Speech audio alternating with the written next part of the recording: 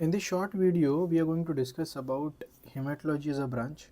So I'm making this because the NEET SS counseling is around the corner, and I've got a lot of messages asking about the field. Is it worth it to take this field? How is the work routine, and what are the scope of the field? Do you think what is the significant impact of medical oncology taking up few cases in of hematology? So to brief about hematology as a branch, I'm going to divide this video into three parts. So the first part will be why did I take hematology. Second part will be what is the overview of the branch, and third part will be what is usually my basic routine in as a hematology resident. So I am going to tell you first that I am just 8 months old in the field. I am going to tell you as a student's perspective about the branch. I am definitely not well experienced to tell you as a consultant view, but then I think whatever things I am going to tell you is going to help you about deciding a branch and to get an overview of the branch. So first thing is, why did I choose hematology is during this is because of two reasons. One is the exposure, and the second thing is about my seniors.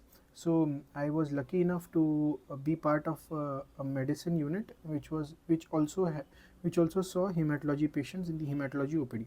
So we used to see follow-up cases of thalassemia, sickle cell anemia, hemolytic anemias in benign part, and follow-up cases of CML, lymphomas, uh, and some cases which are follow-up from different departments for the hematology consults, which were mostly benign. And we used to also admit patients for bone marrow evaluation, for lymphomas, for chemotherapy, R-CHOP, ABVD, R-BENDA, such small chemotherapies, and also whenever we used to diagnose acute leukemias, we used to refer them. We didn't treat acute leukemias there, but then I had few very good interesting rare cases, like for example myeloid sarcoma presenting as paraparesis as a spinal mass. So this during during the residency and seeing all the cases as a registrar, I found hematology to be interesting, and then I've decided that if I wanted to do SS, I would do in hematology, or I will continue as a medicine guy. And the other thing is, few of my seniors, they were at very great places in hematology, and they guided me to take up hematology, and I found it to be great as of now. And I feel it is important that you like the branch before you choose, because there is a significant amount of struggle and survival in the 3 years of residency. So if you like the branch, it is way more smoother than if you don't like the branch. It will be very difficult to survive in the field if you don't like the field. So now let's come to branch of hematology. So um, let's reframe the branch. It is not only hematology, it is hemato-oncology, bone marrow transplant, and cellular therapies in general. So we have OPD cases, we have IPD cases, when we have the bone marrow transplant and the cellular therapy unit as a separate unit.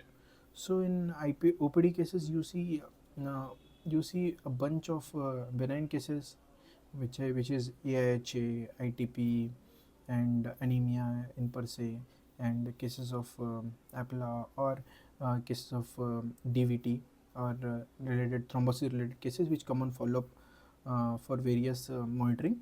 And we also have malignant cases as follow up. When we do give chemotherapies, they come to it at day 8 and regular intervals for neutropenic monitoring. And also we also see cases where we give them daycare chemotherapy, uh, especially in lymphomas, CHOP, or for the subsequent cycles.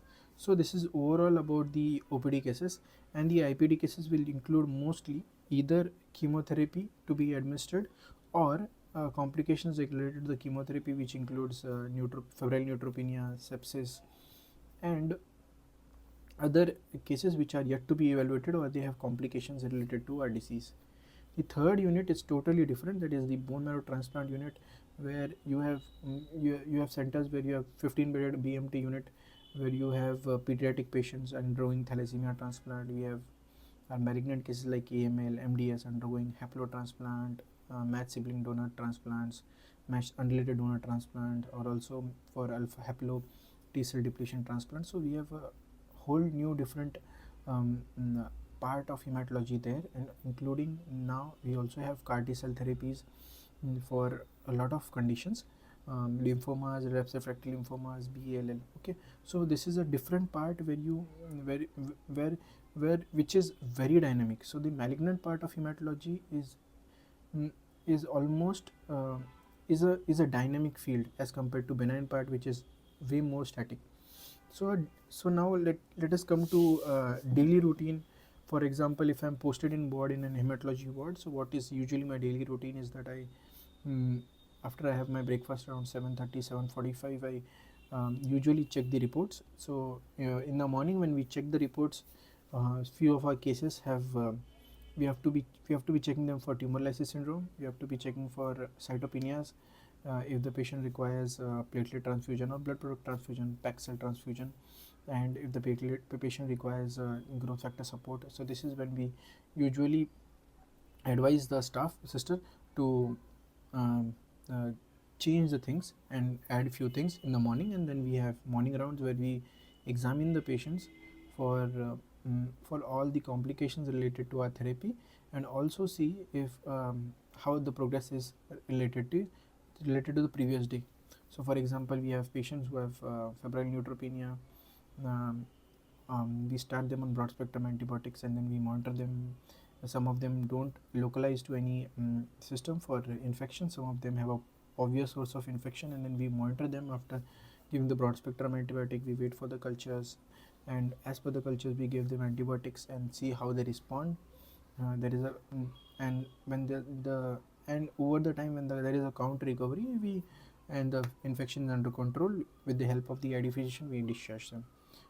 Apart from that, we have OPD where we see in between the OPD, and after that we have evening rounds where we again evaluate our patient, how they are since the morning, and what all problems can we expect during the night for them. So whenever we feel that okay, so and so's problem is expected in a patient, we inform the duty doctor, saying that this is the over the patient. You have to monitor these patients for these reasons, and you have if you have so and so things, then you can escalate the antibiotic, shift the patient to ICU, or any specific intervention to be done. So this is all about how a daily routine is there when you are in ward.